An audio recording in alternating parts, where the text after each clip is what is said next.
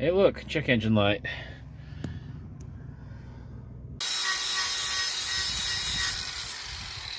Hey guys, so this video is going to be a little different than what I normally do. I'm going to talk a little bit about buying this new Tahoe that I'm going to solid axle swap. I'm going to talk about fixing something that was wrong with it and why it failed. So it's going to be a little bit different than what I normally do. But I figured I'd sort of follow the progression of buying this Tahoe to the solid axle conversion. And I'm also doing this today because originally I was going to go get a front axle to do the swap with, pick it up from a wrecking yard. But turns out that there's a guy local who's doing the swap and needs one, and I just told him where it was so he could go get it. So I'm gonna have to try to find another one now anyway. Let's see why that's on.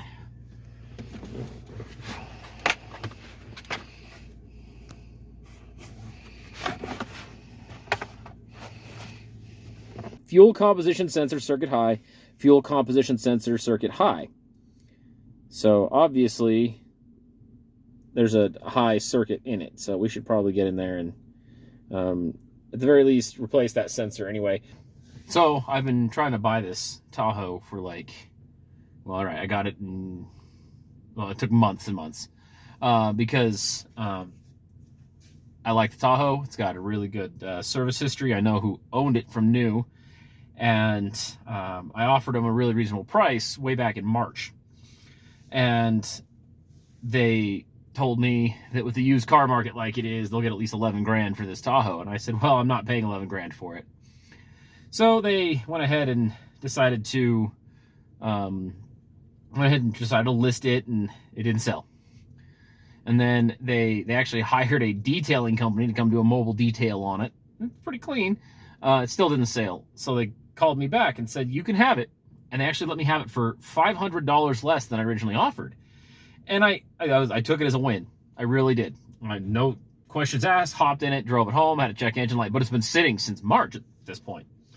So I'm like, you know, for all we know, I mean, it's a gas cap, it's a whatever, you know. So I happen to know for a fact that who owned this since it was new has their own fuel site.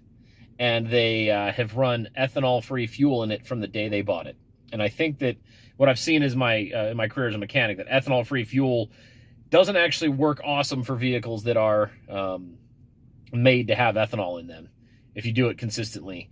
I've actually seen like a 2017 GMC Yukon run ethanol-free exclusively. Same person, actually. And it screwed up all the injectors to only run ethanol-free through it for several years. So I'm really thinking this sensor's just toast, so let's go ahead and replace it. So naturally, I take the $500 discount as just a win. Maybe they've realized that the used car market for nearly 20-year-old vehicles is just not what they thought it was, and are selling it to me for a fair price, because I did actually offer it to them for $500 more than I really thought it was worth, just because I really wanted it. So naturally, I take it as a win, I drive it home, it's got a check engine light. Now take a look at how much this part happens to be from, say, O'Reilly's. It appears that obviously they were aware that there was an issue, sold it to me, and rather than tell me they were aware of it needing a very expensive part, they just discounted it that much and sold it to me. So I don't necessarily think that's a bad deal. Bad practice or anything, but I feel like they found themselves having a hard time selling it, and I was the only person even willing to give them money for it. Maybe, I don't know. It's a clean Tahoe. I like it. It's a one-owner Tahoe. I mean, at that point, it's worth more than a regular Tahoe just for that purpose, if you ask me, but whatever.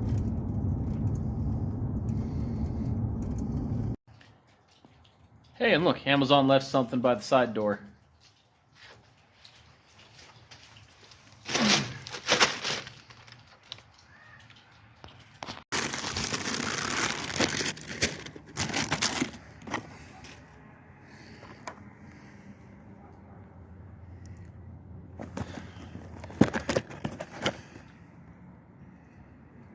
Sensor made in China.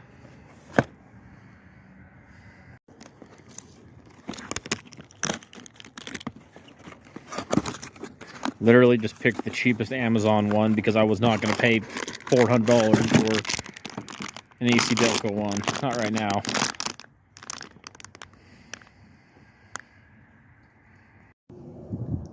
All right, let's see about this stupid sensor. Hey, look. There it is. Right there. Got to change that out. I don't want to. Up there above the transmission crossmember. Now, I've never actually changed one of these out, and I didn't check the all data instructions or anything. I'm just going to kind of wing it. But this bracket is part of the transmission crossmember bracket, so it's possible I've got to unbolt this, just take those two nuts off the transmission crossmember bolt and take it off and drop it down. And that might actually be easier. But at the same time, I'm at the very least going to take these bolts, these 4 bolts that hold the bracket to the actual, see, it looks like this, or that's 4 bolts. And I'm going to take those out first instead of trying to like leverage it in a floppy bracket and I'll bolt it down. So then I'll go from there.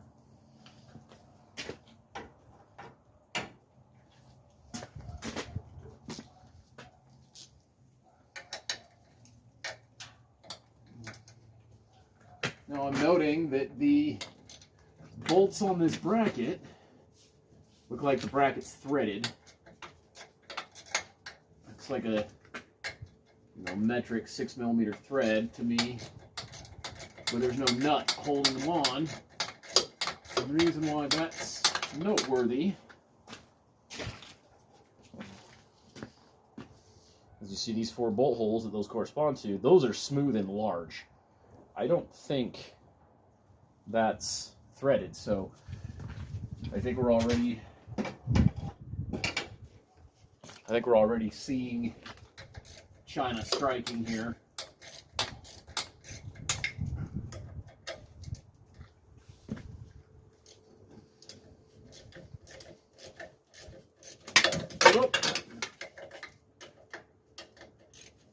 But, the best part of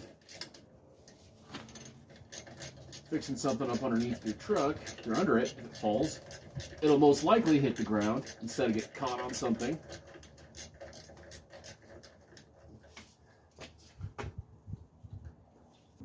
Let's see if we can get a better angle on that. There, I might make it a better angle for you to see what I'm doing.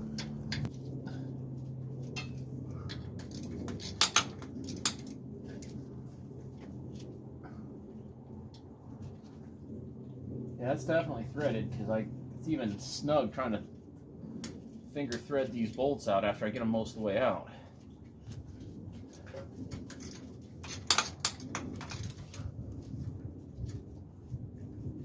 Okay, so there's one bolt.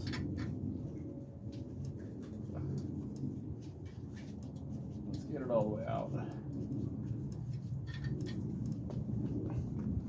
Looks like metric 6.0 thread. The new bracket. Oh, look, it goes in and bottoms out. Looks like it's just going to self-tap.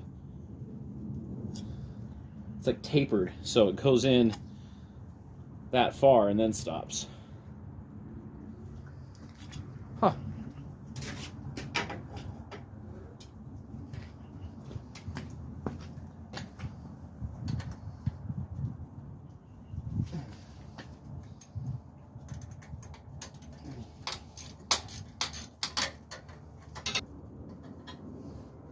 One more.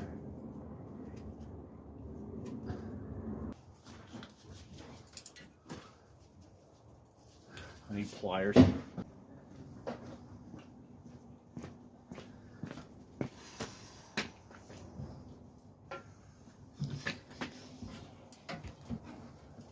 All right, one line's good. Let's do the other one. They're 2 different sizes, so flip the tool around.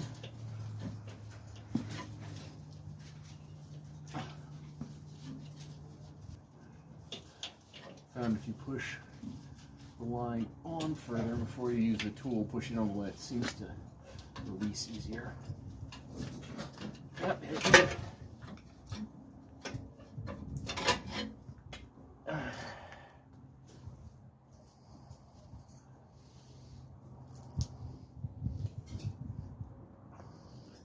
Take a look at that. So it's like fully threaded. Then that one's tapered. Weird.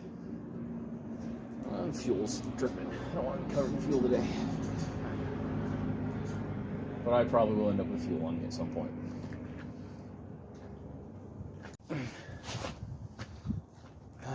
Since it looks the same and it's raining fuel, let's try to get the fuel lines back on as soon as possible to stop the fuel drip. I should probably take my tool out of the way.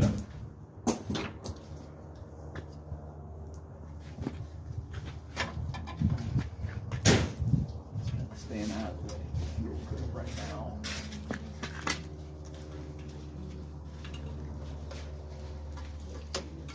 Boom.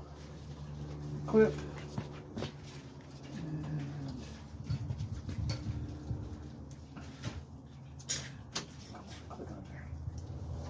Alright, 3/8 clicked on, 5/8, 5/16 clicked on.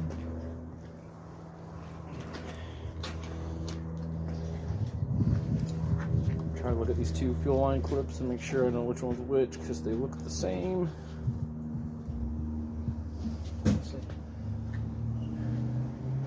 This one looks like the 3/16, the 3/8 one. Jeez, I can't talk today.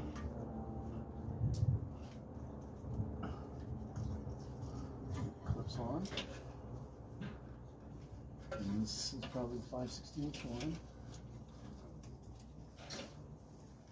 Alright, clips. Yep. Plug the connector in.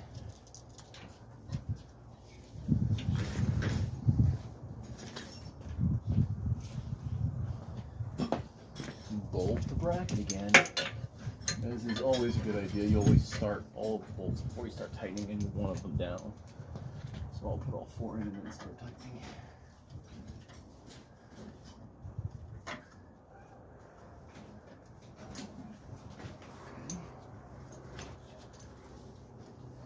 Anytime you do that, that's what you want to do. Oh, see? It's out of alignment. The camera can see that and I can't even. There we go.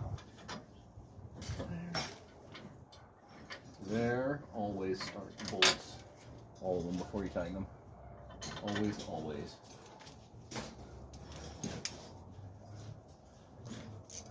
And I'll just do a few.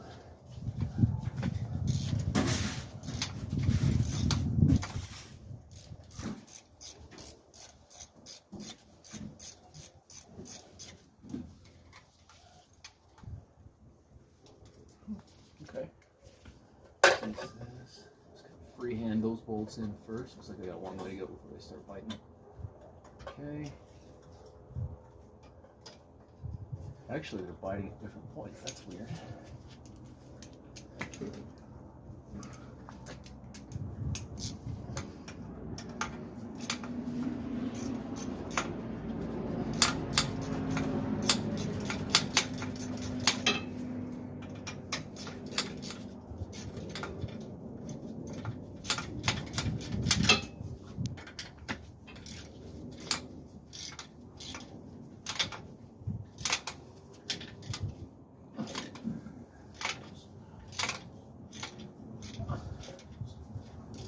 It's tightening up, and it feels like it's even a little straight.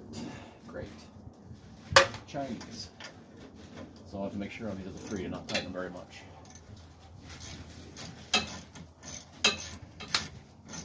I'll just go barely snug.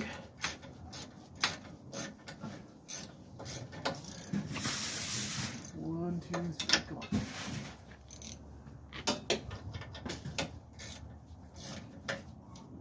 Feel it bite, this is where I'm going to go.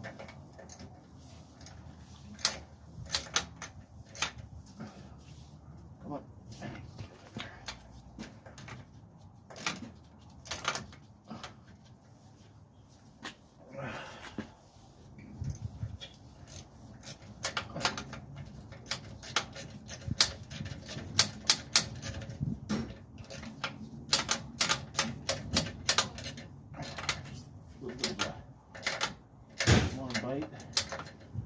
far as we're gonna go.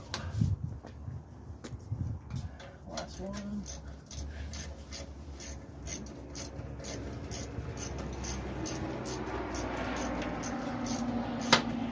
Yep, there's airplane.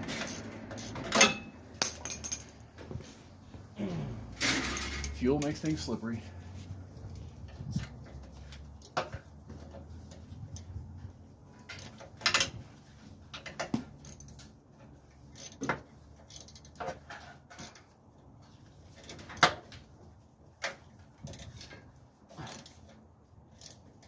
There, it's fairly snug, and I haven't even felt a little loose-ish. It'll probably be okay though. But that's it. It's done.